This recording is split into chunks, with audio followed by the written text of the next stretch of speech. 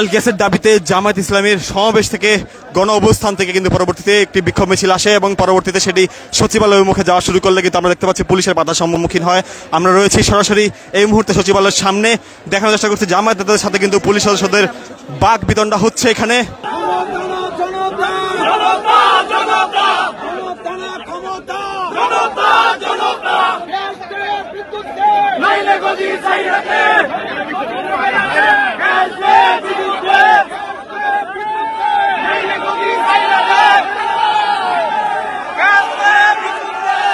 কারা আন্দোলন আরো হবে যদি আপনারা মাথা গরম করেন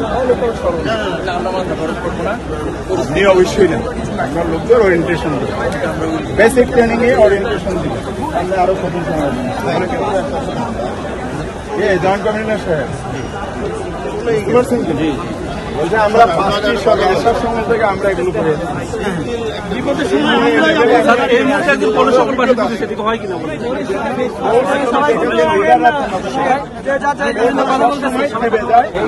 অফিসারও এটা নেগোসিয়েশন নিজে দেখায় যে কোনো ঘটনা নেই নিশ্চিত প্রভাব হয়েছে আমরা দেখি দেশের আগের রাজনীতি আমরা করতে চাই না। যদি আগের রাজনীতি করতাম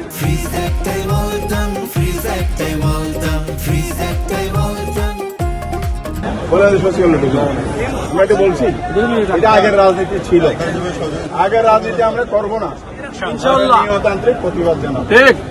আপনাদের উচিত ডায়লগের মধ্য দিয়ে সমাধান, গোয়ারতেমি করলে হবে, গোয়ারতেমি করে কিন্তু হাসিনা টিকতে পারে না। এটা আপনার সরকারকেও বোঝান, আমরা ফুলদেরকে একটু ওরিয়েন্টেড করি। একটা পলিটিক্যাল ওয়ার্ড নাই আজকের দাবিতে আছে, সবগুলা বিদ্যুৎকে আপনার লাগে না, গ্যাস লাগে না, আপনার তেল লাগে না, সবার তো লাগে। আগে জানিয়েছি, তারপরেও যদি আপনার সহায়তা না করেন তা আমরা কি কথা বলেছি এবং আমাদের বলেছি, আমরা কি অসম্মান আপনি রেসপেক্ট করেছেন, আপনাকে অসহায়তা করেছেন, এটাতে কৃতজ্ঞ আমরা, ধন্যবাদ। থ্যাংক ইউ, দেখা হবে আবার রাজপথে, সরকার যাবে আর আসবে, আমাদের উভয়ের ঠিকানা এটা ছোট